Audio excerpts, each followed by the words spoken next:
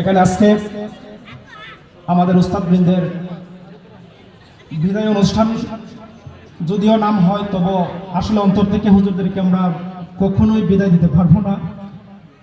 যাই হোক, সময় স্বল্পতার কারণে সবাই অল্প অল্প কথা বলতে হবে।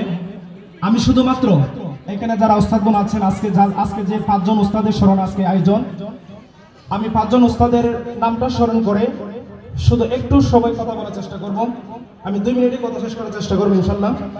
আজকে এই মাদ্রাসার যিনি সাবেক সুপারিনটেন্ডেন্ট হুজুরের নাম আমি চিনি না, হুজুরকে সবাই বড় হুজুর বলে ইনশাল্লাহ আমরা চিনি এবং সবাই জানে। হুজুরের একটা কথা আজকে আমার মনে পড়ে, যখন আমি ক্লাস 3য় শ্রেণীতে এখানে ভর্তি হয়েছিলাম, যখন 7ম 8মে যখন উঠি, 9ম 10মে যখন পড়ি, তখন হুজুর আমাদেরকে একটু শাসন করতো। সেই শাসনের কথা আজকে খুব মনে পড়ে।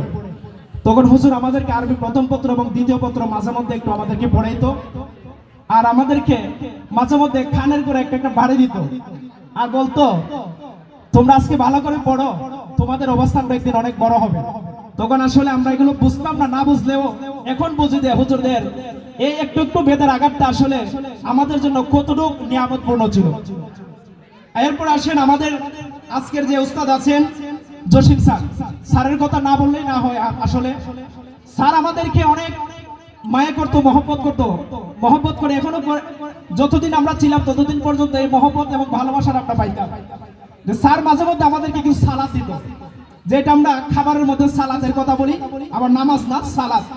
আমাদেরকে সালাদ দিত কিরকম ভাবে, যে উস্তাদ আমাদেরকে এভাবে দিত যে আমাদের মনে করেন এই ঘাট থেকে শুরু করে পায়ের নখ পর্যন্ত আমাদেরকে কিছু সালাদ দিত, যেগুলো টমেটো শসা যাই কিছু বলেন, যে কিছু দিয়ে আমরা সালাদ বানাই, একটু একটু করে টুকটুক করে আমাদেরকে ভারী দিত, আর বলতো ধরো এই সালাদ দিতেছি, ওই সালাদ দিতেছি, ওই সালাদ দিতেছি।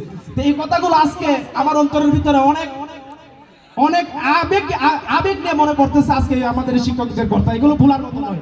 তারপরে আমাদের এখানে আরেকজন আমাদের শিক্ষক আছেন মহিউদ্দিন স্যারের কথা কি বলবো। স্যার আমাদেরকে এখনো যতদিন ছিল আমার মনে হয় যে স্যার আমাদেরকে বাবা ছাড়া কোনো কথাই বলতো না, আমাদেরকে বাবা বলে কথাটা সম্বোধন করতো। আজকে স্যারের কথা খুব মনে পড়ছে। এরপরে আসেন আমাদের আজকে যে এখানে আছে মুবারক স্যারের একটা শাসনের কথা আমার আজকে মনে পড়ছে। বাকি কথাগুলো তো আছে। শাসনটা হচ্ছে যখন আমি ক্লাস 3য় শ্রেণীতে ভর্তি, 4র্থ শ্রেণীতে উঠি, স্যার আমাদেরকে গণিত পড়াইতেন। আমার বাড়িতে আমার ভাই একটা গণিত করে দিছিল। গণিতটা স্যারের প্রথম দিন দিছে, দ্বিতীয় দিন ভাই যখন আমাকে করে দিছে, তখন তো ছোট বুঝি নাই, ভাই করে দেওয়ার সময় গণিতের ডাক বলা হয়। আমি গণিতের ডাকটা হুবহু করে উঠাই নিয়ে আসছি, উত্তরটা আমি মিলাইতে পারি নাই। আইনা পরের দিন যখন স্যারের সামনে যখন আমি খাতাটা দিলাম, স্যার দিকে বলতেছে এই খাতাটা খান, আমি দাঁড়াইলাম।